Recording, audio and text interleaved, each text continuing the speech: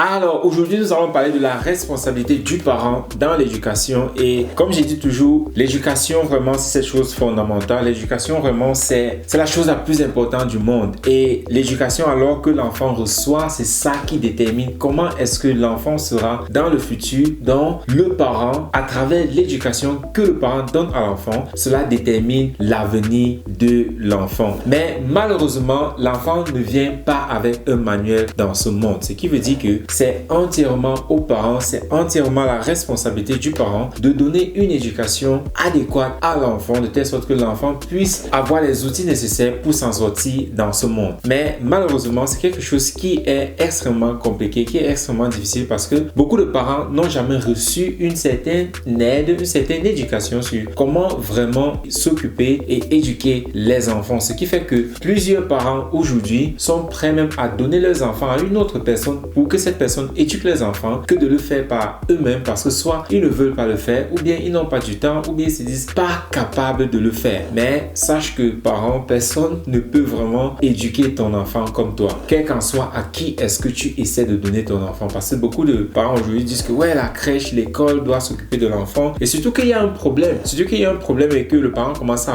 remarquer que l'enfant a des lacunes, l'enfant a des difficultés. Là, le parent commence à dire ah mais à l'école on ne fout rien, il est à la crèche, à la garderie, tout ça, on ne l'aide pas, on s'occupe pas de lui. En fait, c'est toi en fait, la responsabilité de l'enfant, de ton enfant revient sur toi. Si quelqu'un doit s'occuper de l'enfant, c'est toi le parent qui doit t'occuper de ton enfant. Et pour cela, alors comme j'ai dit dans cette vidéo, la responsabilité du parent dans l'éducation, déjà de un, comme j'ai dit, l'enfant ne vient pas avec un manuel. Donc ce qui fait que déjà c'est extrêmement difficile pour les parents qui n'ont pas de la connaissance, qui n'ont pas un savoir-faire sur comment mieux assister et éduquer leurs enfants. Ce qui fait que, comme mentionné déjà, beaucoup de parents essayent de trouver des moyens échappatoires. Oui, ce sont des moyens échappatoires parce qu'ils veulent donner leurs enfants à d'autres personnes de telle sorte que eux-mêmes, ils n'ont pas à le faire. Mais sache que personne ne peut le faire comme toi. Si tu ne sais pas comment faire ou bien quoi faire, tu dois devoir t'éduquer. C'est ça qui nous ramène donc sur le point de cette vidéo qui est que toi, le parent, tu es le responsable de l'enfant. Et dans cette vidéo, si je veux vraiment parler dans le sens où beaucoup de parents se plaignent que ah, mon enfant est têtu, mon enfant ne m'écoute pas et ainsi de suite. Tous ces points-là, comme mentionné, aucun enfant ne naît avec un manuel. Un enfant naît étant complètement vierge. C'est un peu comme un cahier vierge que tu viens d'acheter. Ce qui fait que tout ce que ton enfant va te présenter, tout le comportement, les attitudes que ton enfant va te présenter, ce sera pour toi le parent. L'enfant est le miroir du parent. Donc si ton enfant ne t'écoute pas, si ton enfant ne travaille pas bien, quel qu'en soit ce que tu reproches à ton enfant, c'est toi le parent qui dois changer cela chez toi-même. Parce que ton enfant, il ne copie que ce que toi tu es. Ceci, c'est un point extrêmement clé. Et je sais que beaucoup de parents, cela va énormément les énerver parce qu'ils vont dire non, c'est pas ça, et ainsi de suite. Mais tu dois savoir que si ton enfant ne t'écoute pas, si ton enfant n'est pas obéissant, si ton enfant est têtu, si ton enfant a même de la peine à se concentrer, quelles qu'en soient les limites, les défauts que ton enfant a, cela vient de toi. Il a copié cela chez toi. Parce que ton enfant, il naît comme un cahier vierge. Il naît vierge. Et tout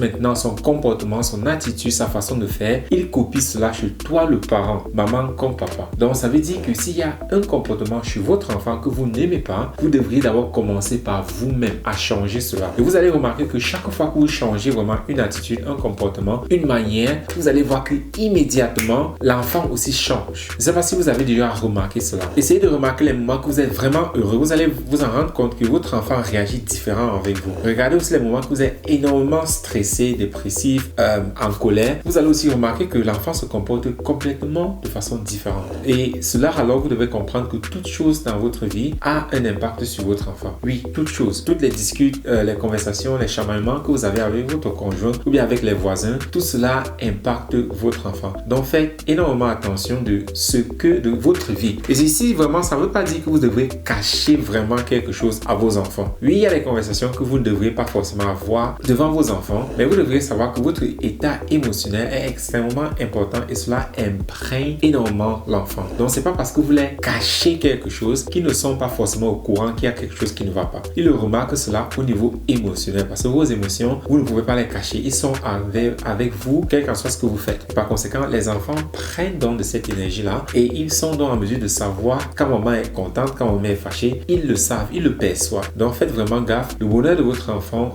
commence par vous. Si vous avez des limites, des problèmes, des choses qui ne vont pas dans votre vie, ou bien vous remarquez que dans la vie de votre enfant, les choses ne vont pas bien, commencez d'abord par vous-même. Commencez d'abord par vous-même. Parce que beaucoup de personnes disent que nous voulons donner une meilleure éducation à notre enfant, nous voulons donner une autre éducation à notre enfant, mais ils ne s'en rendent pas compte que cette éducation-là commence d'abord par toi, le parent. Oui, si tu veux changer l'éducation que tu donnes à ton enfant, ça veut dire toi, le parent, tu dois d'abord changer. C'est ce changement-là de ta personne et de ta personnalité que tu vas donc transmettre à ton enfant. Tu ne peux pas rester qui tu es et donner une éducation différente à ton enfant. Ça, c'est pas possible. Donc, fais vraiment gaffe. Si tu es vraiment sérieuse en tant que parent, de dire que oui, je veux vraiment une éducation différente pour mon enfant, tu dois savoir que ce travail-là va commencer par toi. Et je sais que pour beaucoup de parents, surtout pour nous, parents africains, les choses comme le développement personnel, ce sont les choses qui ne sont même pas dans notre radar. Vraiment s'améliorer, devenir la meilleure version de soi. Je sais que ce sont les choses qui ne sont même pas dans notre radar, mais tu dois commencer à t'intéresser à cela. Comment faire pour devenir une meilleure personne? Comment faire pour devenir une meilleure version de toi? Parce que c'est ça que tu vas transmettre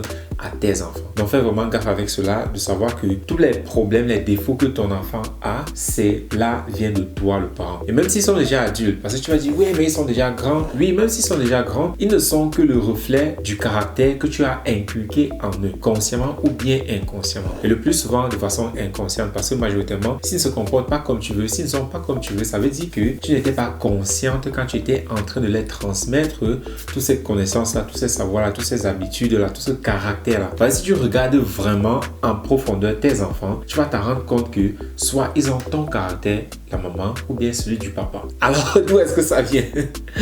tu regardes vraiment de façon objective, tu vas te rendre compte que tes enfants se comportent vraiment soit comme toi, soit comme le papa. Alors, ça veut dire que si tu veux changer cela, tu dois commencer par changer toi-même de telle sorte que le reflet que tu sois pour tes enfants soit quelque chose de différent, soit quelque chose de positif. Pose-toi toujours la question de si mes enfants terminent leur vie comme moi, si mes enfants plus tard ont la même vie, les mêmes problèmes émotionnels, les mêmes problèmes financiers que moi, est-ce que moi je serais heureuse? Est-ce que j'aurais vraiment réussi mon travail de maman ou bien de parent? Pose-toi cette question et si la réponse est non, alors commence dès aujourd'hui à travailler là-dessus. Et si la réponse est oui, alors où est-ce que tu peux améliorer? Très souvent la réponse n'est pas oui parce qu'on veut toujours le meilleur. On veut toujours le meilleur et le meilleur veut dire pas juste où nous sommes, mais encore plus mieux. Alors quel effort est-ce que je dois déjà faire de mon côté de telle sorte que je puisse donner vraiment cette meilleure éducation-là à mon enfant?